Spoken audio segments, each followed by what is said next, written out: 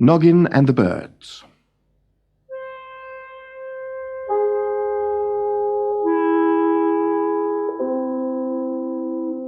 Listen, I will tell you a tale. Be still, and I will tell you of Noggin, Prince of the Nogs, the young king who ruled over a land of mountains, ice and snow in the far north.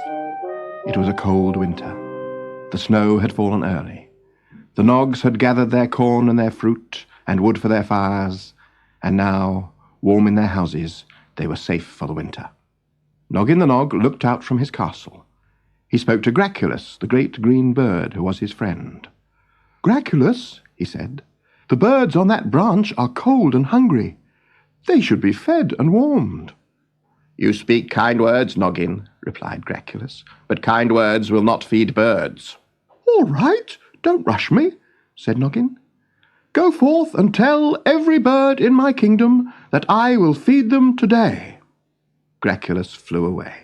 That was the hardest day's work that Noggin and his warriors had ever done.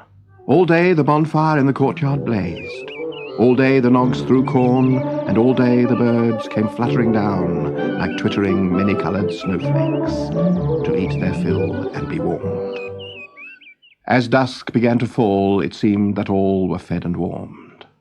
The last birds were flying to their nests. "That's that, then," said Noggin, mopping his brow.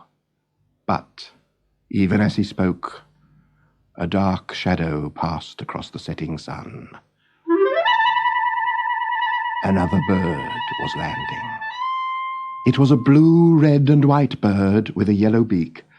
Its legs were thick as trees.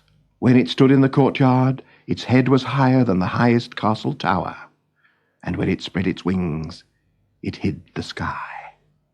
"Sorry I'm late," said the bird. Noggin came out from where he was hiding. "Oh," he said. "Oh, bird, you are a bit larger than we expected. But I said I would feed the birds, and I will. Eat your fill and be welcome." The bird ate 18 sacks of corn, 7 sacks of seed, and a small cartload of dried peas. Then it drank the fountain dry and spoke. "Thank you. That was good," it said. "Maybe I'll be able to do the same for you one day. Goodbye." "What sort of bird was that?" asked Noggin as it flew away. "That was a lesser Orp," replied Graculus. "A lesser Orp?" laughed Noggin. "Let's be thankful the greater Orp did not come." The years passed. The Nogs thought they had seen the last of the great birds, but they were wrong.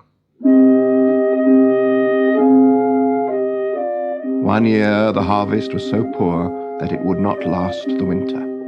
Noggin commanded a long ship to be filled with the royal treasure. They would sail it to the Southland and exchange it for corn and potatoes. "We must go now," he said, "before the winter cold freezes the sea." So they sailed to the Southland and exchanged their treasure. The Southland was rich, but its merchants were mean, and all they got for their treasure was half a boatload of corn and potatoes. But, even so, the journey back was hard. The boat was heavy to row. No wind came to fill the sail, and every day the weather grew colder. One evening, Noggin noticed thin plates of ice forming on the sea. He would have liked to row on, but the men were too tired. They rolled into their blankets and slept. Suddenly the boat lurched and rocked. "Hold tight!" cried Noggin. "A storm!" It was an odd storm, because although the boat pitched and rolled, and although the wind whistled, there was no sound of waves. The Nogs were used to storms, so soon they went back to sleep. "Wake up, you lazy lot!" The Nogs jumped awake. It was morning. They looked out. Not one of them will ever forget the sight they saw. There was no sea. The boat was perched on top of a mountain, and all around them stood the lesser Orps. "Greetings, Noggin the Nog," said one of them. "We had to lift you from the sea before it froze and crushed your little boat." Years ago I came to your castle when I was cold and hungry. You fed me and warmed me, though I ate more than all the birds of your kingdom put together. Eat now, and then we will take you home." The birds gave the Nogs some huge hairy nuts to eat. They were delicious. Then 2 of them lifted the boat by the mast and flew with it to Noggin's castle. Behind them came a line of lesser Orps, each one carrying a big bunch of the nuts, which it dropped into the courtyard. Graculus looked at the mountain of nuts. "That should certainly last us through the winter," he said. "And several winters to come, by the look of it," said Noggin the Nog. "Goodbye, birds, and thank you. Goodbye."